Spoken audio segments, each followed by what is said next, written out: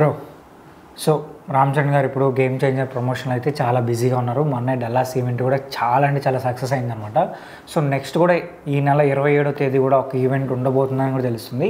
అలానే అన్స్టాపుల్ షోకి కూడా ఆయన రాబోతున్నారని తెలుస్తుంది. ఇది నిజమేనా? డెఫినెట్లీ అండి. అన్స్టాపుల్ షోకి రామ్ చరణ్ గారు వెళ్ళనున్నట్లు ఫుల్గా అయితే వార్తలు కాదు, ఆల్మోస్ట్ కన్ఫర్మ్ అయిపోయింది. ఎందుకంటే ఆల్రెడీ సంక్రాంతికి 3 సినిమాలు వస్తున్నాయి, మనకు తెలిసిన విషయమే. గేమ్ చేంజర్, డాకు మహారాజ్, అలాగే వెంకటేష్ గారు సంక్రాంతికి వస్తున్నాం. సో ఆల్రెడీ డాకు మహారాజు సంక్రాంతికి వస్తున్నాంది, వెంకటేష్ గారు బాలయ్య గారి ఈవెంట్ అయితే షూట్ అయిపోయింది. అది ఎప్పటికి వస్తుంది డేట్ కరెక్ట్గా 27th ఇప్పుడు వస్తుంది. సో అది ఆల్రెడీ వస్తుంది కాబట్టి ఇప్పుడు ఇంకా వీళ్ళిద్దరూ మిగిలారు. ఎందుకంటే వాళ్ళ సినిమాని వాళ్ళే ప్రమోట్ చేసుకోవడానికి అన్స్టాపుల్ అనేది ఒక మంచి ప్లాట్ఫామ్.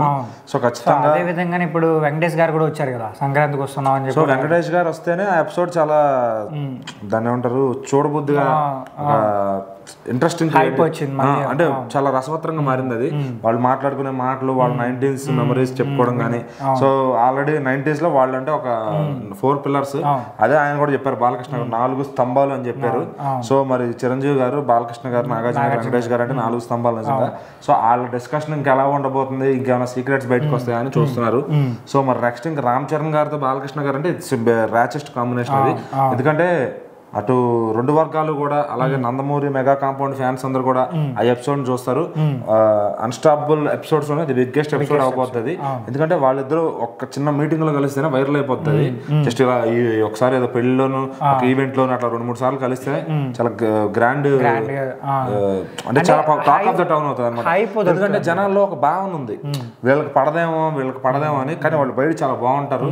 అది జనాలకు తెలియకపోవచ్చు, వాళ్ళకి ఏదో గొడవ ఉంటే ఎలా అనుకుంటారు, ఏం ఉండదు. చాలా బాలకృష్ణ గారు, రామ్ చరణ్ గారు చాలా ఫ్రెండ్స్ లాగా, బెస్ట్ ఫ్రెండ్స్ అనమాట. ప్రభాస్ గారు వచ్చినప్పుడు కూడా ఒకసారి ఫోన్ చేసి మాట్లాడినారు.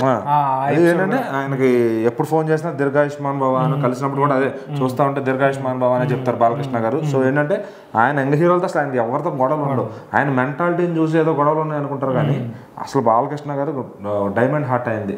సో కోపం అనేది ఆయనకు ఉంటుంది, అది ఆయన మెంటాలిటీ. దాన్ని మీరు వేరే విధంగా తీసుకుంటే అది ఇంకా మీ కర్మ. సో ఏంటంటే రామ్ చరణ్ గారు, బాలకృష్ణ గారు కానీ ఒక ఎపిసోడ్లో కలిశారంటే ఇక దాన్ని కొట్టే ఎపిసోడ్ మళ్ళీ ఇంకా బాలకృష్ణ గారు మళ్ళీ చిరంజీవి గారు కలిస్తే కొట్టచ్చు అంత రేంజ్ లో వీళ్ళ ఎపిసోడ్ ఉండబోతుంది ఖచ్చితంగా. సో ఇప్పటికైతే యాజ్ ఆఫ్ నౌ మరి డాకు మహారాజ్, గేమ్ చేంజర్ 2 కూడా మంచిగా ప్రమోట్ అవ్వాలంటే ఖచ్చితంగా ఎపిసోడ్ జరగాలి. అది జరుగుతుంది బిఫోర్ సంక్రాంతి కల్లా. ఆ ఎపిసోడ్ జరిగి టెలికాస్ట్ అవబోతుంది అనమాట.